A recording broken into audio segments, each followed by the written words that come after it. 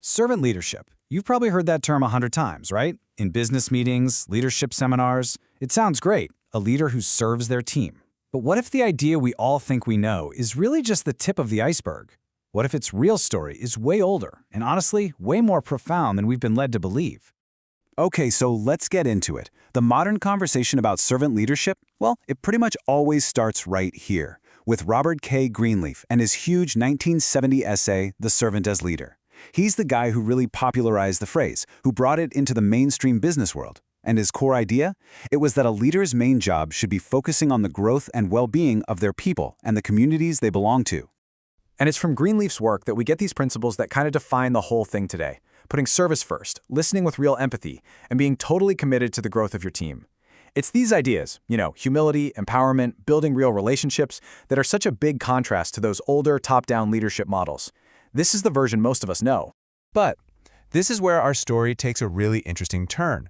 What if I told you that calling Robert Greenleaf the father of this idea is kind of like saying Columbus discovered a continent that was, already full of people? Is a philosophy that feels this fundamental to how we connect with each other, is it really just a product of the 1970s? Let's rewind the clock, and I mean way, way back. In 340 BC, the Greek philosopher Aristotle wrote that a leader's job is to create an environment where people can realize their own potential. Think about that. He's not talking about power or authority, he's talking about growth. Doesn't that sound exactly like what we call a servant leader today? And this idea wasn't just in ancient Greece either. If you look at Buddhist traditions, you find these beautiful metaphors for leadership, like the trailblazer or the ferryman. But it's the shepherd that really gets to the heart of it, the one who makes sure every single member of their flock is safe before they think about themselves. I mean, that is pure service.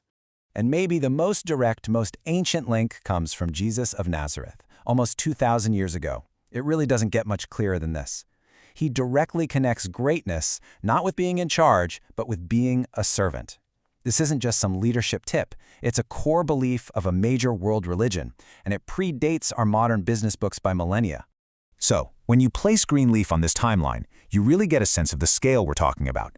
He wasn't inventing some brand new philosophy, he was rediscovering and, in a way, translating a piece of ancient wisdom for the modern world.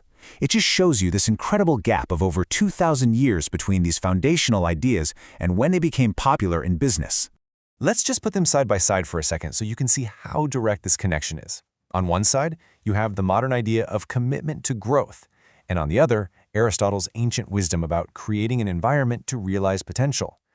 The words are different, sure, but the spirit, the core idea, it is exactly the same.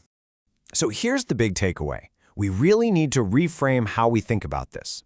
Servant leadership isn't just another tool in a manager's toolbox. It's not some trend that just popped up in the 70s.